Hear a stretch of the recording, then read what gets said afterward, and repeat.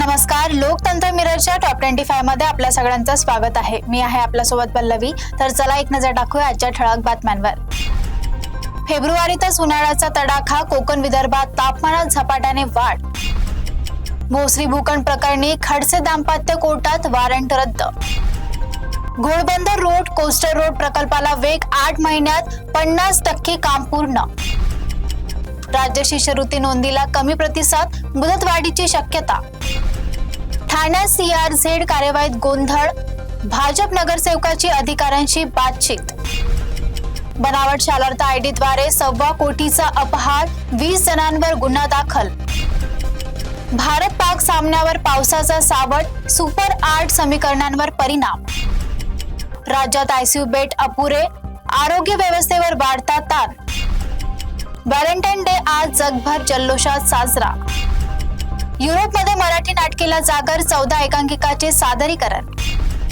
उत्तरपत्रिका तपासणीसाठी याचा वापर, पुढील वर्षापासून अंमलबजावणी. पुणे महापालिकेत पदोन्नती वाद, आयुक्ताचा खुलासा. बांगलादेशी घुसखोर मुद्द्यावर आदित्य ठाकरे यांचा महापुरांना टोला. सोलापूर जिल्हा परिषद अध्यक्षपदासाठी 6 सदस्यांमध्ये चुरस. उजनी प्रकल्प 2027 पर्यंत पूर्ण, 8 लाख एकर शेतीला पाणी.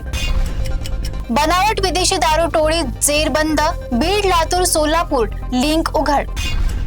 मुंबई गोवा महामार्ग 4 पदरीकरण अंतिम टप्प्यात, नवीन तारीख जाहीर. कोलंबो हवामानाचा भारत पाक T20 सामन्यावर परिणाम. पावसामुळे रणनीती बदलणार, खेळाडू निवडीवर परिणामाची शक्यता. HSC मराठी पेपर नंतर अनौपचारिक उत्तरपत्रिका प्रसिद्ध. नवी दिल्लीमध्ये इंडिया AI इम्पॅक्ट समिट 2026, जागतिक नेत्यांची उपस्थिती. मुंबईत पॉड टॅक्सी संकल्पनेला प्रारंभिक हालचाल. कोकण विदर्भात उष्णतेची लाट कायम, उन्हाळ्याची लवकर चाहूल.